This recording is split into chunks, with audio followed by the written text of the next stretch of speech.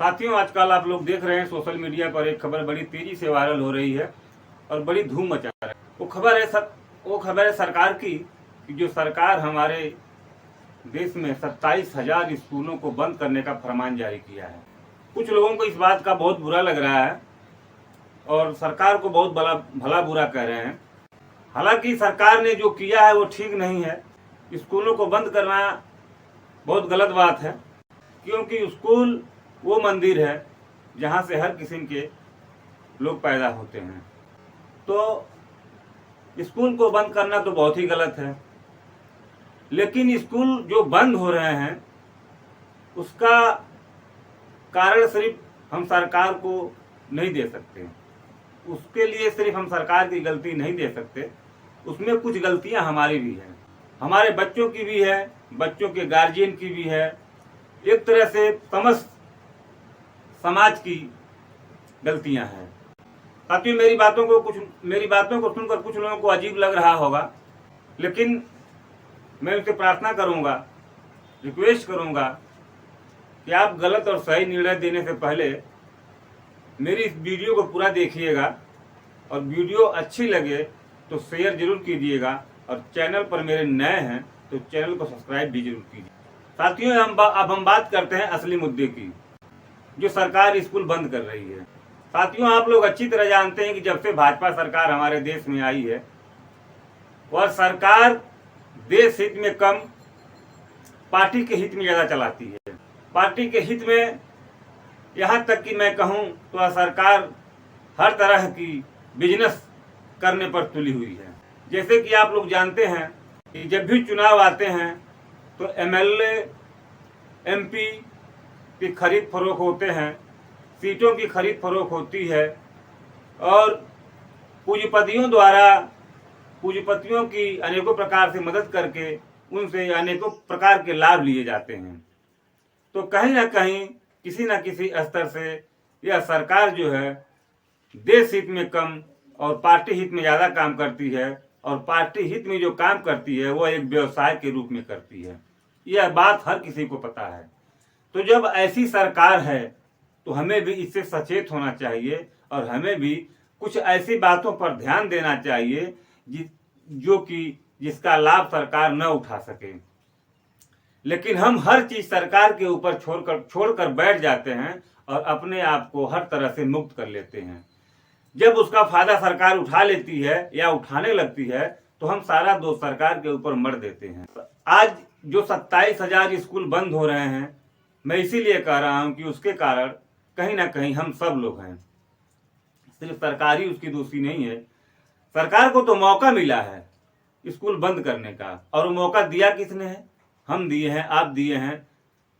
तो सरकार उस मौका का लाभ उठा रही है और सरकार हमेशा इसी मौके की तलाश में रहती है कि कब समाज कुछ ऐसा करे जिससे हमको लाभ मिले। खास रूप से अगर मैं बात करूं तो एससी और ओबीसी के लोगों की, जो इनका इस स्कूल को बंद कराने में सबसे बड़ी अहम भूमिका है। अब आप लोग सोचेंगे कि इसमें हम आम पब्लिक क्या कर सकते हैं, तो मैं आप लोगों को बताता हूं कि हम इसके गुनाहगार और इसके जिम्मेदार कैसे हैं। साथियों, मैं एक उदाहरण देता हूं। मान लीजिए आपको किसी कंपनी का मालिक बना दिया जाए और उस कंपनी में कई प्रोजेक्ट बनते हों, तो आप क्या करेंगे? जाहिर सी बात है, कोई भी इंसान अपने हर प्रोडक्ट को बेचने का प्रयास करेगा और अच्छे से अच्छे दामों में बेचने का प्रयास करेगा, और जिस प्रोडक्ट से उसको नुकसान होने लगता है, कहीं ना कहीं उसको बंद करने का भी विचार बनाता है। हालांकि उसका एक तरीका और है कि जो प्रोडक्ट बंद होने की कगार पे हो, उस प्रोडक्ट में सुधार करके उसको अच्छा और बेहतर से बेहतर बनाया जाए। लेकिन यह एक कंपनी की बात है। लेकिन यहाँ जो सरकार है वह तो पहले से सोच कर बैठी है कि हम कोई गलती करें और उसका लाभ वो उठाए, तो वह उसमें सुधार कहाँ से करेगी? वह तो चाहेगी कि और बिगाड़ हो ताकि मैं इस प्रोडक्ट को बंद कर सकूं। जैसे कि हमारा एक स्कूल कंपनी की तरह हमारे सरकार के अंदर भी बहुत से प्रोडक्ट आते हैं जिससे सरकार को अनेकों प्रकार के लाभ होते हैं, अनेकों प्रकार के इनकम होते हैं, और उस इनकम से जो पैसा आता है, सरकार का फर्ज बनता है वह हमारे लिए काम करे, हमारे सुख सुविधा के लिए काम करे, यानी समाज हित में उस पैसे को लगाए। लेकिन इस सरकार के बारे में मैं क्या कहूं, आप लोग मुझसे बेहतर जानते हैं। मेन मुद्दा जो है हमारा स्कूल बंद करने का और शिक्षा का, तो हम उस पर आज ज्यादा बात करेंगे। अब आप लोग सोच रहे होंगे, आप लोगों के मन में यह सवाल गूंज रहा होगा, उठ रहा होगा कि आखिर हम आम पब्लिक इस स्कूल बंद करने के पीछे कैसे जिम्मेदार है। तो मैं आप लोगों को बता रहा हूं, बार बार रिक्वेस्ट भी कर रहा हूं कि इस वीडियो को लास्ट तक देखिएगा, तभी आपको समझ में आएगा, और जब समझ में आएगा तभी शायद आप इस गलती को, अपनी गलती का सुधार कर पाएंगे। जैसे कि मैंने आपको बताया कि जब हमारे किसी प्रोडक्ट में या किसी कार्य में नुकसान होने लगता है तो हम लोग या तो उसको बेहतर बनाते हैं या उसे बंद कर देते हैं। तो हमारी सरकार, हमारे सरकार के अंदर जो कई प्रोडक्ट आते हैं, जैसे जिनमें से एक स्कूल है, और स्कूल से सरकार को कहीं ना कहीं नुकसान हो रहा है। वह चाहे तो उसको बेहतर बना सकती है, लेकिन उसको बेहतर बनाने की इच्छा नहीं है, वह उसको बंद करना चाहती है। क्यों कि जब वो उसको बंद कर देगी तो हम जैसे लोग, गरीब मजदूर के बच्चे जो हैं, खास करके वो ओबीसी और एससी कैटेगरी के जो बच्चे हैं, वो उसमें पढ़ नहीं पाएंगे और हमेशा सदैव के लिए अनपढ़ हो जाएंगे। जब अनपढ़ हो जाएंगे तो उनकी सोचने समझने की क्षमता खत्म हो जाएगी, तो ना तो वो किसी बात पर तर्क कर पाएंगे, ना किसी बात पे सोच पाएंगे, ना किसी से सवाल कर पाएंगे। तो हमारी सरकार तो यही चाहती है और हम उसको पूरा कर रहे हैं। अब हम पूरा कैसे कर रहे हैं? अगर आप देखेंगे तो आज के जमाने में हर गांव में, यानी कि 1 से 2 किलोमीटर के अंदर, 2 किलोमीटर तो दूर, 1 किलोमीटर के अंदर आपको हर गांव में एक स्कूल मिलेगा। प्राइमरी से लेकर के जूनियर से लेकर के इंटर कॉलेज तक, हर 1-2 किलोमीटर के अंदर, 3 किलोमीटर के अंदर आपको एक स्कूल जरूर मिलेगा। कहीं कहीं तो मैंने देखा है कि एक गांव में 2-2, 3-3 स्कूल पड़े हैं। तो यह किसी सरकार ने बनवाया था, अब उसकी क्या इच्छा थी अब वो जाने।